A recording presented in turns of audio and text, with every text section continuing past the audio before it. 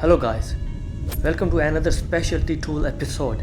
I have used this tool quite a lot and many of you guys seen this tool in my videos. And I have been asked quite a lot about this tool, so I figured why not to make a video about this tool. We're gonna talk about this tool a little and then show you guys how it works in real life example. This tool is not so common to be seen. It's heavier, expensive and somewhat old style, but very effective and robust. This wheel hub puller is from HAZET and it's made in Germany. The part number is 1781-5. It comes with 5 puller hooks, striking bar and a forcing screw setup. It's weighing around 5.3 kg. It's pretty heavy and robust. I will put the link below in the description if you guys wanna check that out. I bought this tool from Amazon. It came up with a small box. This tool is pretty heavy and have different parts. It would be nice if this tool had some designated box with proper organization. This is a forcing screw to push the axle out. This is a heavy duty forcing screw and this platform is used for engaging the puller hooks. It has galvanized surface. Forcing screw goes through that. This is the grease spot for greasing the forcing screw. These are puller hooks. It's a forged steel. This part is for the striking purpose. Part number is forged. It is also pretty robust. All these hooks slide through this round platform and then this forcing screw pass through and push the axle out and separate the CV axle out of the hub. Axles are usually stuck into the hub and sometimes make the job very difficult. I had empty extra box, so I keep this tool into this box. Now the fun part. You guys get the idea how it works. The whole setup attaches to the wheel hub with the lug nuts. Install the forcing screw.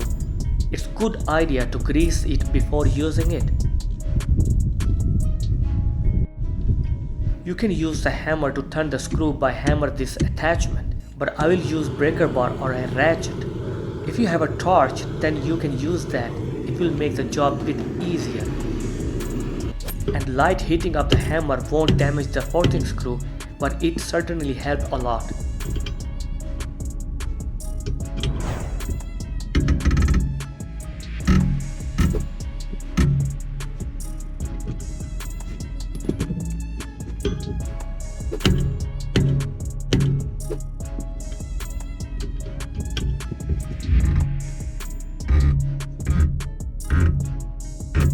Now if you hear the clunk sound, it's breaking the rust bond between axle and the hub assembly. This is all you want.